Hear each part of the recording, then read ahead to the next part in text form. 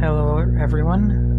This is a message for Marcus and the rest of the crew over at the Haddonfield Horrors podcast. Just wanted to congratulate Marcus and the rest of the crew for making it to 100 episodes. That is absolutely awesome. Being one of the original hosts of the show. I was actually the guy that came up with the name in the first place. No, but you guys, really care about horror. It's been a part of your lives for many years. And just keep doing what you guys are doing. It's awesome. And if you guys ever do a retrospective on Halloween Ends, make sure to have me on, because Halloween Ends is low-key a good movie, and if you don't like it, you're just a hater.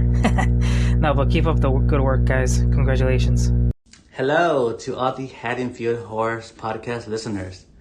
I am the former co-host Rudy, and I would just like to say that I am extremely proud of Marcus and Tawan and Maria for making this the 100th episode.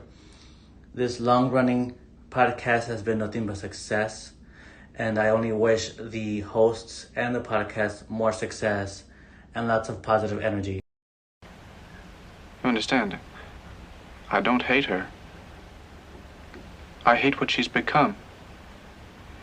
I hate the illness. Wouldn't it be better if you put her someplace? You mean an institution? A madhouse? People always call a madhouse someplace, don't they? Put her in someplace. My mother there? But she's harmless. She's as harmless as one of those stuffed birds. Of course, I've suggested it myself. But I hate to even think about it. She needs me. It's not as if she were a maniac, a raving thing. She just goes a little mad sometimes. We all go a little mad sometimes. Haven't you?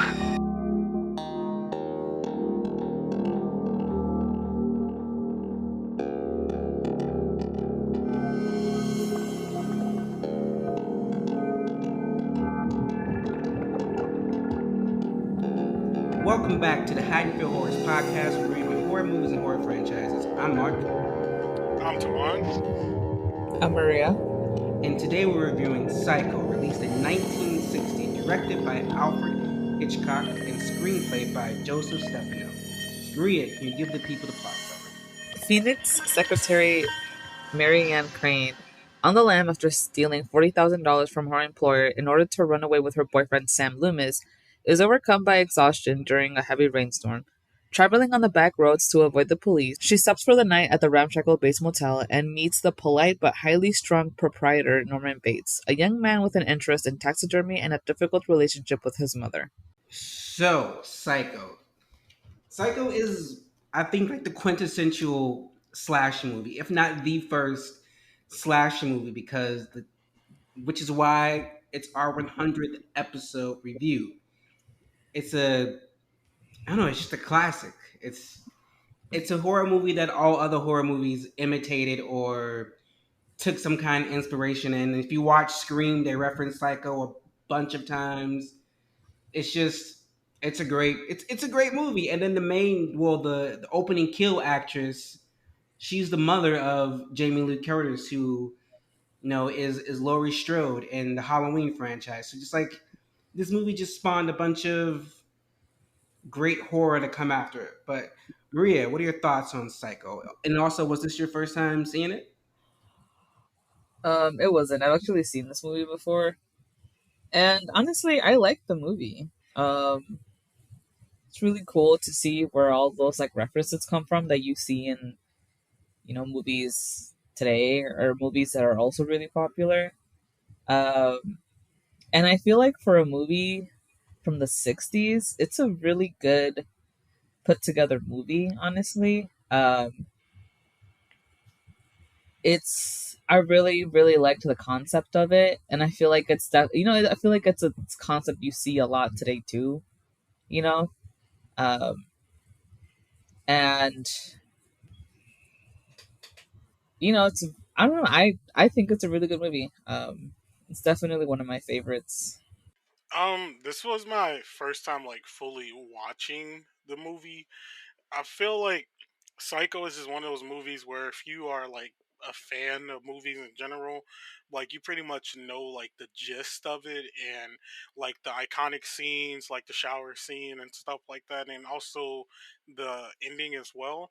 Like this was kind of one of those movies where even though I hadn't seen it, I basically knew everything that was gonna happen, which it didn't like I would say like spoil the viewing because it was still a good movie to watch, and even though it was like the 60s, it was still like a very like very good shot movie, and even knowing everything that was gonna happen and whatnot, the acting was like very good to see how it all played out and how we get to that little twist ending, and I'm sure like at the time like that was kind of that was like very like a very um like interesting premise to kind of go off of with viewing audience. So I had a good time watching it, and I'm glad I finally sat through and watched the whole thing. I just kind of felt it was just kind of one of those things where don't knowing all the context of the movie before watching it made me feel like I didn't need to see it, but I'm glad that I went ahead and got to watch it. That's kind of how I was. Like I've seen this movie so many times. Like I just like I love this movie. It's like I'm a big fan of Hitchcock in general. So going back to watch this movie, I had no issue with that. It was amazing. So I enjoyed this movie. But what about you guys? Tuan, were there any scenes that stood out for you? Good, bad, or indifferent? I did like the scene where the detective Arbogast, I think that's how you pronounce his name, when he was searching through the house. Which side note, like I know he's like a PI, like investigator and stuff like that, but like just walking in someone's house is crazy. Anytime that happens in a movie, whatever, when someone just walks into someone's house, like especially if it's like you don't see anyone under distress inside the house, is crazy to me. But when he like walks into the house, goes up the stairs, and the door is kind of creeping open, but you don't know if it's maybe like the mom gonna come out, but then he gets like killed by the mom, um, by the mom, like in quotations, and falls down the stairs.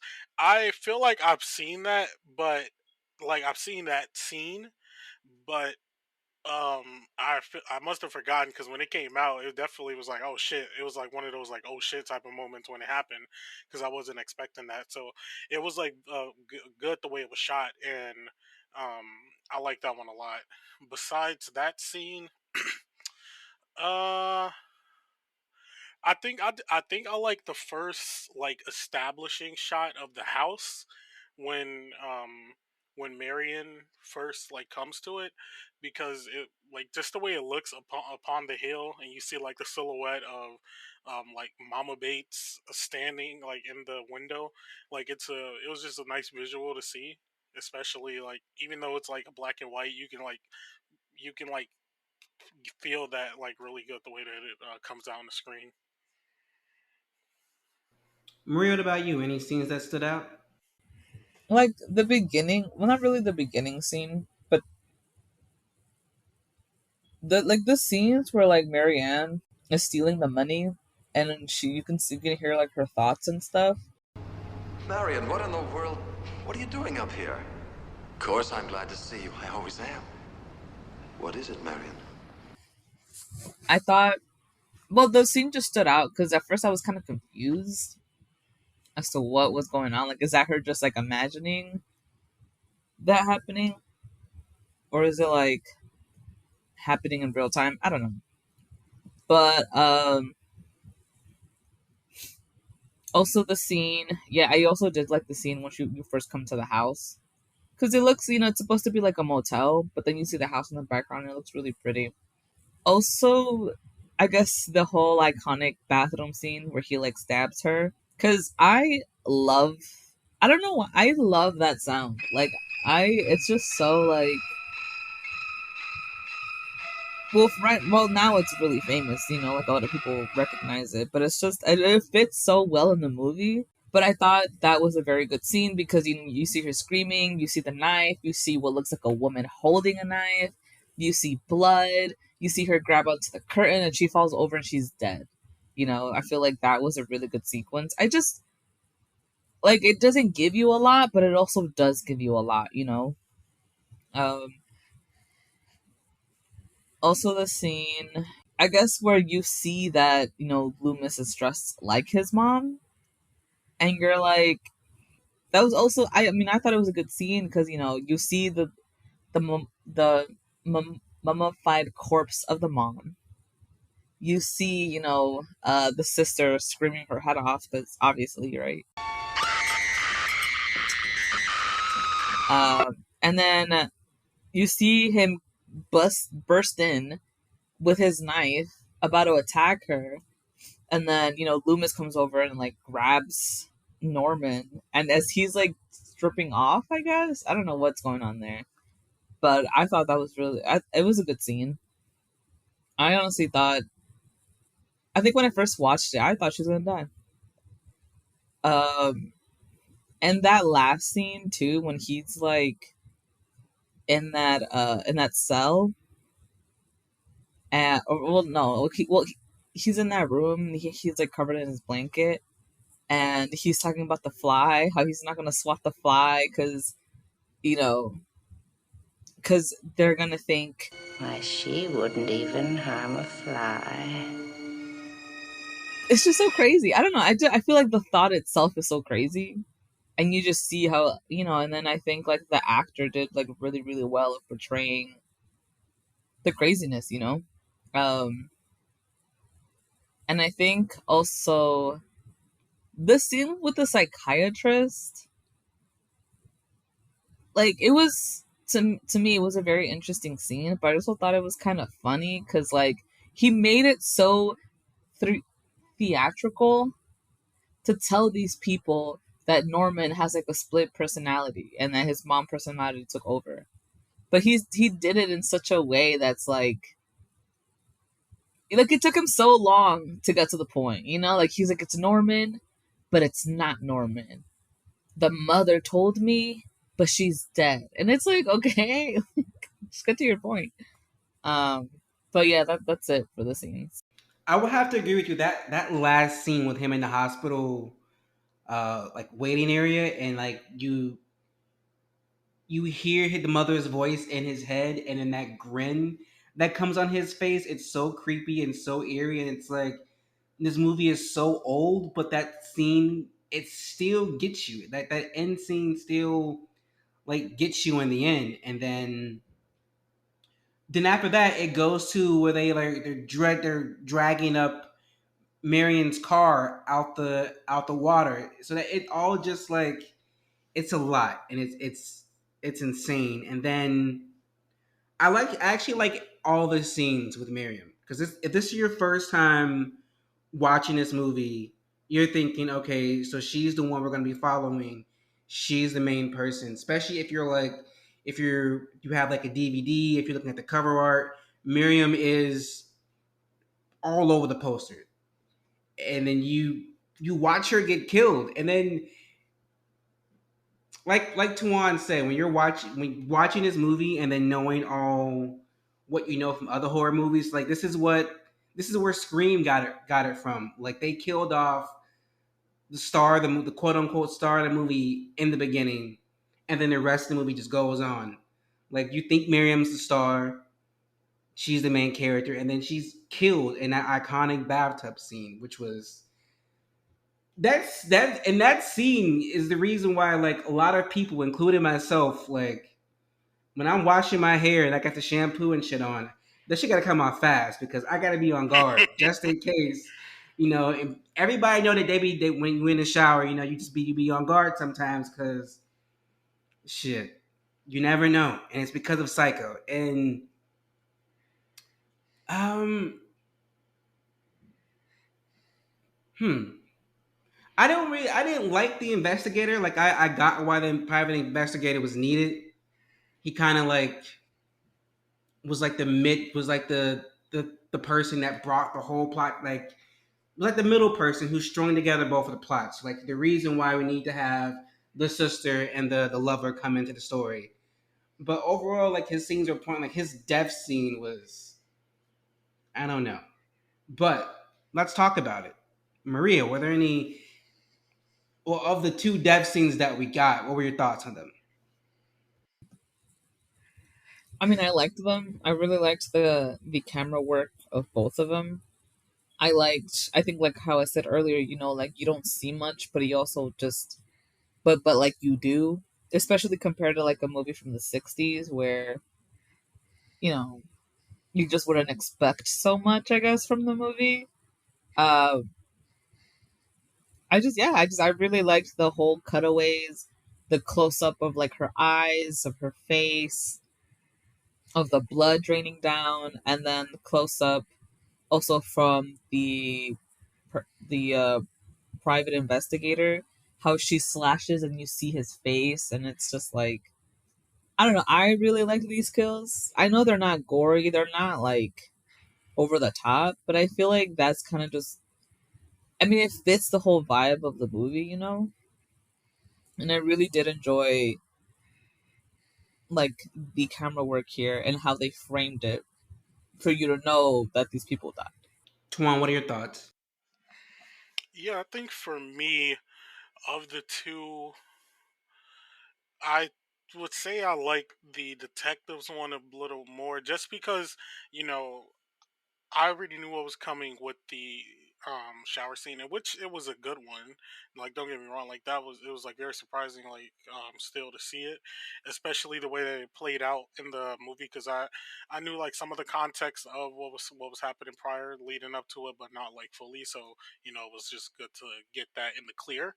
But besides that, I think the detectives was just unexpected because I didn't think that he was gonna die. I thought like he was going to, find a bit of information and just lead him a little more on his case, and then he would, um, leave and possibly die while he was trying to like leave the house. I didn't think why before he even got to look around that Mama Bates would just pop around the corner and stab him with a knife and him falling down the stairs. So it was just unexpected because I didn't remember that happening. So that would say that was it for me.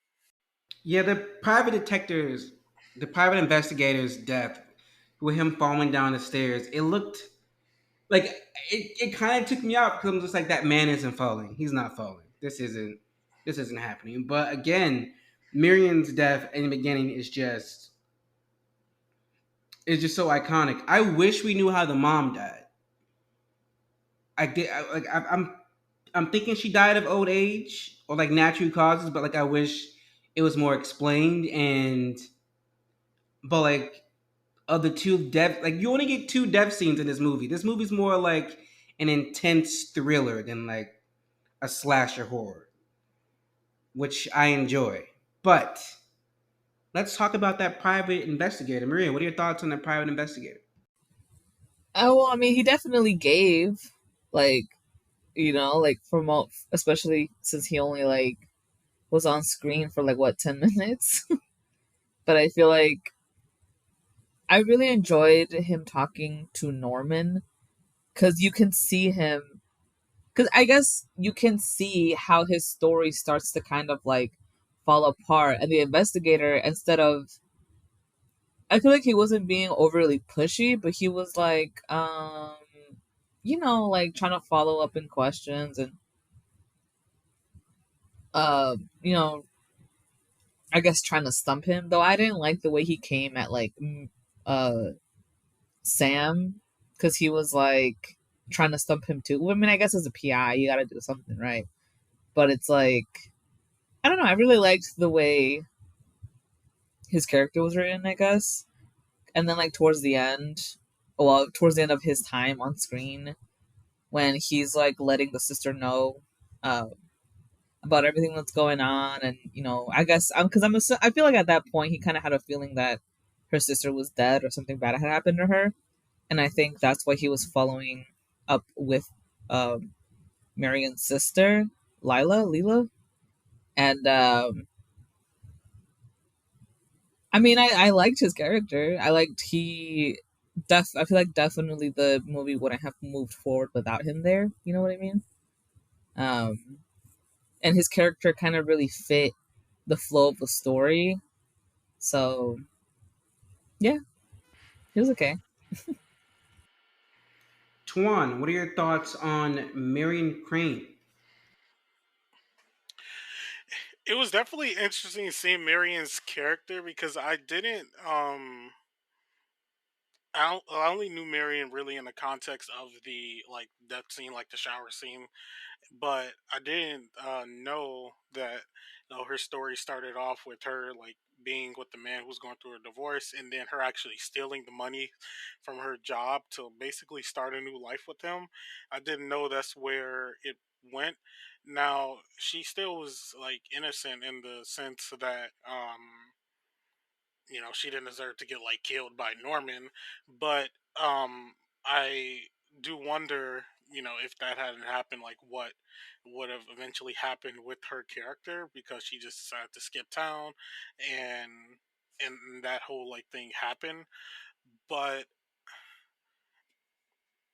even though she made the most I like had the most like iconic scene out of the movie, outside of those like couple of factors with her character, um she didn't really get much to sort of do in a sense, besides being like the like trigger and getting everyone else to come to the hotel to try to figure out like what's happening here with Norman and where she went after she was killed. But in that little lead up to that, I did like that extra like addition to the character for me. Maria, what are your thoughts on Marion? I think Marion is wild. Like she was, yeah, sleeping with a divorced guy. Honestly, at first, I don't know if it's maybe from watching like too many movies, but I thought for sure he was still married. Did not believe him at all, but that's just me. That's But what I thought too. I didn't think he was divorced either right, I or thought she was going through. gonna. Yeah, I thought she was gonna head up there, and he was gonna be like, I'm with family right now." But no. Well, anyway, but I just thought she was so not crazy, but it was like I was just not expecting that from a She movie was from the giving very '60s. much Gone Girl. She was like she just and that literally from seeing her guy going to work, she was like, you know what? I'm gonna take this $40,000 and I'm gonna run away. And she went, and she That definitely, part was wild. Like you're that dick dumb that you're stealing from your work. Like, yeah, girl, yeah. I mean, at least she was trying to make up for it. You know what I mean? Like she was gonna go back, and it made me honestly made me kind of feel sad for her because it's like it was a moment of weakness. She just wants to be with her man. She just wants to help, and then she was like, you know what, this is wrong. I'm just gonna go back and fix it. Funny enough, I think after talking to Norman, she came to that conclusion. And then like just for her to die like that, and for him to like put her in her car in the trunk naked with the $40,000, I thought was like, huh, you know. But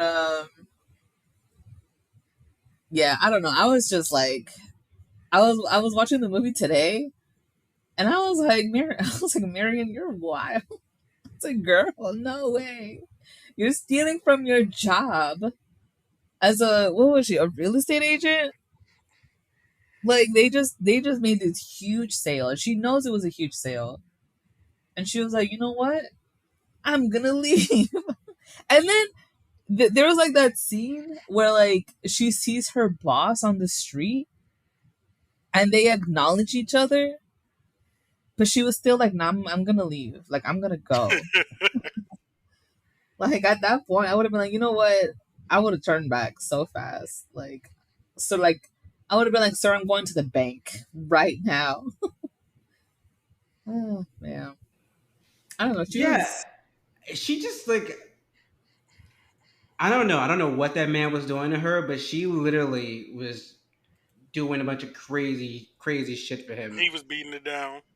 He was doing something because Maria was right. Like she was unhinged, and it took like I've seen this movie so many times, but this is the first time when I watched the movie. I'm just like, what the fuck is wrong with this woman? Like, why is she doing all of this? This is the first time I was questioning Miriam because at first I'm just like, oh, sweet innocent Miriam. She was at the wrong place, the wrong time. But it's like, no, she stole that money. She's screwing this married man. Like something ain't right. Something's not right. Yeah, yeah, right. Like he's divorced now, but I'm pretty sure they've been fucking for a while. That's what they kind of like insinuated, or that's what they were like. What's the word? They were kind of like hinting at it Hmm. because then he was like, "Yeah, I'm super broke because of my divorce." But they were talking as if like they were together for like, like it might have Yeah. just been like a Like fling, but like this has it been seems going like, on for a while. That's the kind of like vibe it got. Hmm. yeah, right. Who knows? I mean, I don't know. I thought for sure he had lied and he was cheating. Definitely. There was no doubt about it. He was being so suspicious. Like in the beginning, he was like, "No, don't come visit me. Oh, I have to leave right now." And Well, since you're on the roll, Maria, let's talk about Sam Loomis. shit. I mean, he was kind of just there, to be honest. Like, I mean, I guess he's the reason that Marion kickstarted this whole "I'm gonna steal from my job and run across country." But like, you don't see him again until like way later in the movie, once that private investigator is looking for Marion, and really, you know, uh, Lila is the one who kind of goes and she's like, "Hey, like my sister's missing." Like he didn't even know she was missing. Um, but she was like, "My sister's missing. Like we have to go look for her," and you know what I mean. Like I feel like you can cut his character out, and they could have figured out a way to you know, like he wasn't that important to the story. I feel like he was in a sense kind of just there as a person. I have no idea what Marion saw in that guy. Like I don't know, but because he lives like in the back of a store. I don't know, but um, and then not to mention the way he was pressuring Norman in that one scene. And it's like you're literally giving yourself away, bro. Like I thought you were supposed to be like sneaky so that Norman doesn't suspect Marion of being in the house, but he's over here like directly being like, oh, like just very much pressuring the guy. Um, which you don't do if you don't really know what's going on. You know what I mean? Hmm. But other than that, he was just kind of there for me, to be honest. What about you? What about you, Tuan? What are your thoughts on Sam Loomis? I don't really have much thoughts on Sam. To be honest, I feel like if uh if it was never reported about Marion like being missing or anything like that, he probably would have been okay with that.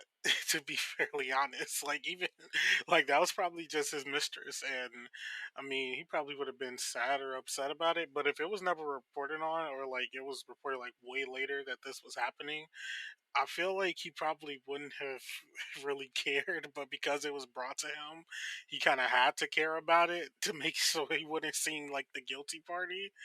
Um, but besides that, in his relation to Marion,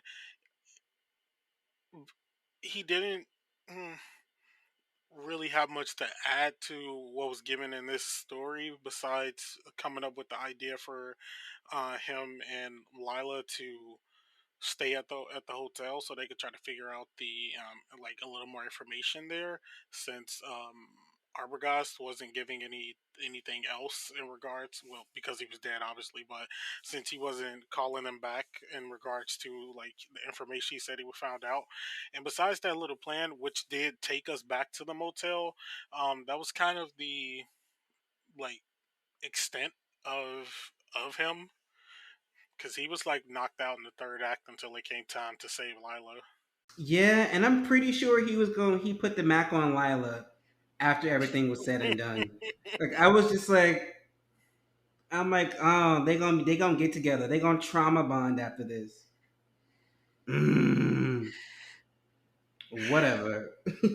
But speaking of Lila, I'm not gonna lie. Like for me, other than being Miriam's sister, she doesn't really have a presence in the movie for me. Like if I'm being honest, like Sam has more of a presence because he's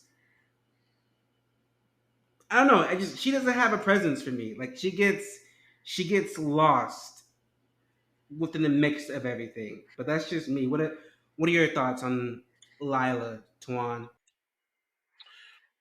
I kind of see where you're coming from with her character because, I mean, we'll say there was no reason for her to like be mentioned like prior to the missing of Marion. Like we didn't really need her, but once she was like brought up into the story because of her sister missing, um, she was kind of put on the back seat until the third act. Really, that's when they kind of gave her a little bit more to actually do within the context of the story and how she found the body of Norman's mom and almost got killed, but luckily Sam was had woken up to stop that. So she did have a big part in that she revealed to us, the audience, like who never seen this probably, that Norman was um like posing as his mother because of his his mental issues. So she did help out in that aspect, but besides that, there wasn't really much there else for her to do, which I don't think is like a character thing. It was more so just like the story didn't call for her. Um, but like I feel like that the actors like what the character did like pretty good with what she was given for the most part. And but I do agree with you that I think probably after this, she definitely may have gotten with Sam. Maria, what are your thoughts on Norman Bates? I feel like the guy who played him did a really good job with his character. Um, I feel like, um, I mean, you can definitely see that something's a little off with him, I guess. But I feel like he was also nice enough that you're like, you know what, he's just shy or something, you know? Uh, I mean, Psycho's a really popular movie, so I kind of already knew what was gonna happen. But I feel like watching the movie the first time, you wouldn't really suspect it, you know? Um, and I think that because he came off as like charming and as like a um well, not charming, but he just came off as just a lonely guy with an over with an overbearing mother who who they just very much disliked each other, and I can see why Marion treated him nicely and trusted him because he just seemed like because and I guess I should have mentioned this in the scenes that I liked where they were talking about being trapped. uh I feel like it was a good sequence. It was a really good writing there, but I feel that Marion also felt trapped with him, so I think she just felt bad for him, and I just kind of liked because he's just like he was a little off, but he wasn't overly weird. You know, like you just would not have suspected this from this guy, which I'm assuming is kind of the whole point of his character. Like he wasn't really supposed to come off as like this weirdo who like uh runs the motel. Like he's just some guy living trying to live his life through his mom, you know. Um do I wish I kind of do wish that I would have seen a little bit more of like his dynamic with his mom. Like I know where we kind of got all that information like towards the end, but I would have liked to have seen a little bit more of that in the beginning or like throughout the movie. Um but yeah, I mean I liked the character. I liked the way he was written. I liked that it wasn't his character wasn't very like cliche. Um he really just came off as like a regular guy until he wasn't, and then you can totally see like the changes, you know what I mean? For me, like you said, Maria, the actor kills it. Like you can see how he's just like, as Norman, he's sad and innocent and like timid and kind of like confused a little bit. And how you can see like Norman is probably like a sweetheart, but then when you see him in the mother's personality, it's like, oh, okay, this is actually a completely different personality. It's a completely different flip, and you can like the actor just sells it. Like you don't question at all. What about you, Tuan? What are your thoughts on Norman?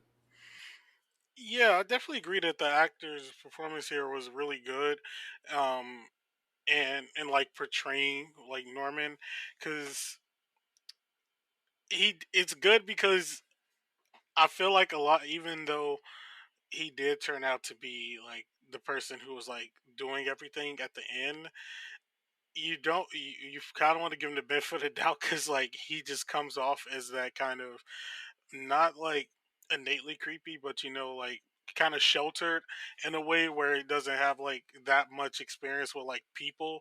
So you can't tell if it's just like creepy or like lack of actual like personal connections. But it did turn out to be like the latter because of like the mental issues and stuff that he had and kind of like the mental break um like with the situation with his mom and stuff. So he portrayed that really well, and watching this like fully allowed me to kind of see what the actor was doing in the Bates Motel show, because I did watch that show without watching this movie, and it kind of had me like compare in my head like kind of the same way that he was like acting in that show to the actor in this movie. And um I mean, I can kind of see like a lot of like the mannerisms and the way he was talking and acting from that show. Like a lot of it stemmed from Anthony Perkins' performance in this movie, and I think he did really good, especially at the end, like when he's just sitting in the hospital or the jail, I believe, and you see just his like stone cold like face looking into the camera, like not like lifeless, but like something like dark is going on in his head, and he plays that off really good. Before we get to our cash and pass, Tuan, can you do us all a favor and give the people the behind the scenes info and facts? So, Psycho had a budget of $806,000 and brought in a box office of 15 million in its first year, which now would be adjusted to about 50 million. So that's a great return on investment. Some interesting facts here. Psycho was based of the book of the same name, which was released just released. What are you doing that one over? Psycho is based off the book of the same name, which was released just a year prior to the film's release in 1959. The book went to spawn two sequels, Psycho 2 in 1982 and Psycho House in 1990. Alfred Hitchcock paid $9,000 for the film's rights to Robert Bloch's novel, which he purchased on a positive review that he read in the New York Times. He also made the bid anonymously, asked to keep the project under wraps for as long as possible. Paramount had all sorts of cold feet regarding the project, which prompted Hitchcock to both pay for the film out of his own pocket and forgo his rather substantial director's fee in exchange for 60% ownership of the film. Alfred Hitchcock wouldn't let Psycho be screened before its premiere, but the Psycho ending was spoiled a month before its release. Psycho was the first American film that showed a toilet on screen. It was also the first American film which we hear a toilet being flushed. Norman Bates is very different to the original novel. In Robert Bloch's novel, antagonist Norman Bates is described as 40 years old, overweight, balding, and unsympathetic. Essentially, your generic idea of a stereotypic serial killer. The influence of the character Sam Loomis extends to two iconic horror films. The initial portrayal as Dr. Sam Loomis in the Halloween franchise, who would later receive a tribute in the Scream franchise through the character Billy Loomis. Psycho spanned four sequels and a shot for shot remake in 1998, and a hit contemporary prequel series, Bates Motel, that ran for 5 seasons, which focused on the teenage Norman Bates and his mother, Norma. Some critics' reactions. The film currently sits at a 96% on Rotten Tomatoes. The New York Times wrote, there is not an abundance of subtlety or the lately familiar Hitchcock bent toward significant and colorful scenery in this obviously low budget job.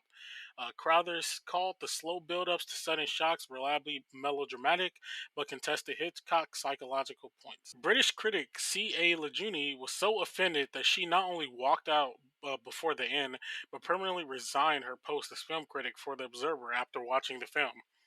Chicago Daily Tribune wrote, the old pro really poured it on in this production. I'm sure the wily Mr. Hitchcock had fun making this one. He used his camera with the sharp skill to achieve shock value, the staring eye, the flowing blood, the sudden plunge of the knife. Audiences react as much as they do on a high ride, giggling with nerves and excitement. The Miami Hero wrote that the pudgy master of suspense has dished up a real shocker, and I mean shocker. Psycho saws away at every nerve, right from his first scene with Janet Leigh and her unmentionables to its last gruesome moment. Now, why they call that man fat? Call him a pudgy master of suspense. It was a different era. They were disrespectful. And that AC Laguni lady, she quit her whole job over a Yeah, movie. that's crazy. Like, lady. But forget about them. What about us? Tuan, Maria, do we cash or pass Psycho 1960? Tuan? I'll definitely give a cash to Psycho. I mean, this is just one of those movies that is a definitive in like the horror genre, and especially like me, I love like a psychological like type of movie because even though like it's not like super like psychological, but it's more like a mystery in that sense, and it's not like fully just about the scares. It's about like the unraveling of this story and what's happening towards the end. You love a good twist. Like if someone had never seen this movie, I really don't think that they would predict that Norman was his mom or pretending to be his mom and were doing the killings the entire time. Um, so they did really. So Hitchcock did really good with doing that as far as like the adaptation of the book and such. So I give this one a pass. It's not pass, cash. I give this one a cash, and that it's just held up over time. It's still iconic. People still use that music from it. They still use like the shower sequence in other movies, either for like parody or the kind of like Lynn nod to Hitchcock, and just the general like story as well as like having like that good like kind of twist at the end and the strong like performance of the main actor. It's definitely get a cash for me. Maria, do you cash or pass Psycho 1960? I also cash. Uh, yeah, I feel like for a movie from the '60s, it's really good. It's definitely a classic that doesn't get old. I really like the frame shots and like the camera work in the movie. Uh, like I mean, I've already said this. It doesn't give you a lot, but it does. Especially for like a slasher serial killer movie. It definitely has its moments, but like it just flows really well. Um, it's 100% a classic that if you haven't seen it, you definitely should. Um, I can see why a lot of other why a lot of media nowadays will reference the movie. It's a good movie. It's a really good movie. So I definitely cash. And for me, I also cash. This is an amazing movie. It's old and it's a classic, but it still hits today. I don't even know how many years it's been, but it's been a long ass time since this movie came out, and it's still holds up. And like Maria said, you can definitely see why a lot of modern horror movies like ape and reference this movie as much as they can, because everything in it holds up. I mean, hey, if it wasn't for this movie, we wouldn't be getting toilet scenes and toilet bowl flushes sounds in movies. Trailblazing. But thank you guys so much. This is our 100th episode. It's been 100 episodes, which is insane. That's a lot of talking, and I'm so thankful that Maria and Tuan have been on this journey with me. They didn't start it with me, but they've been with me the longest. It's been amazing. Thank you guys so much. It's been fun. We out here. It's been fun. Like I love having Maria on, giving the woman's perspective on certain things. So it's not all just gay men. Me and Twan, our gay asses, just on here just yapping away about things. So it definitely helps. It keeps it balanced out. It's fun. It's crazy. And we love Maria when she starts comparing people to food. Wet noodles and a dud and whatever. She just be saying things. It just be funny. It's hilarious. So thank you both so much. And we're done with our little mini series of picking our favorite movies, because we're hopping back into a franchise. It's gonna be a long one. Now, it was supposed to lead up to the new movie, but due to the studios pushing shit to come out earlier, we will still be airing episodes when the movie come out. But starting next week, we're gonna be kicking off the Saw franchise. Now, I've seen the first three, and I've seen part 9, and I've seen part 10. No, I've seen part 8, and I've seen part 9. I haven't seen 4, 5, 6, or 7. So this should be interesting. Are you guys Saw fans? I am a Saw stan. Love the Saw movies, even the trash ones. None of these movies make any sense besides the first two, and I love it. They retcon so much, and I haven't seen all of them in a very long time. The last Saw movie that I watched in full was Spiral because I went to theaters to see it. Besides that, I haven't seen a Saw movie since.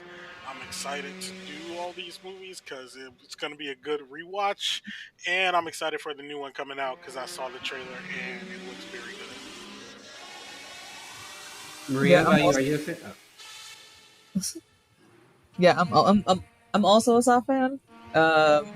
Somebody, I mean, I didn't watch them when they were coming out, but somebody made me watch them, and I was like, I dig it. I love the movies. I have them all on DVD. Um, yeah, I like them a lot. I guess. And like I said, I've only seen the first three. I know how tightly woven all these movies are, so I'm excited to get to see them all. And I've seen the first three. I've seen part 8, and I've seen part 9. I'm gonna hold my opinions on those last two until we get to them, but I'm excited. So we're on to a new franchise, guys. It's gonna be a long one, not longer than Friday the 13th, but it's gonna be long. So buckle up, because it's gonna be from next week all the way until October. So hope you guys enjoyed all 100 episodes. Hopefully we have 100 more for you guys. We'll see. Hope you enjoyed. Good night.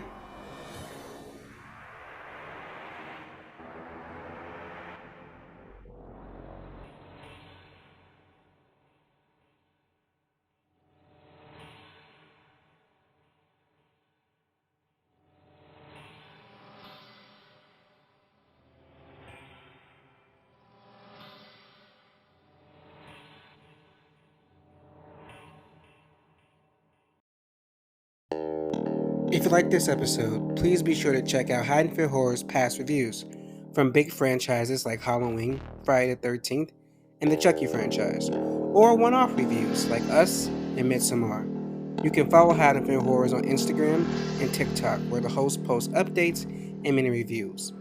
Full episodes are available on several podcasting platforms. If you're listening to us on YouTube, don't forget to please like and subscribe. Haddonfield Horror is produced by Mark Smart, Maria Perez, and Tuan Griffin. Edited by Mark Smart. Theme by Lethal Injections. The Haddonfield Horrors podcast is a Letters to Media production. Should we do an intro?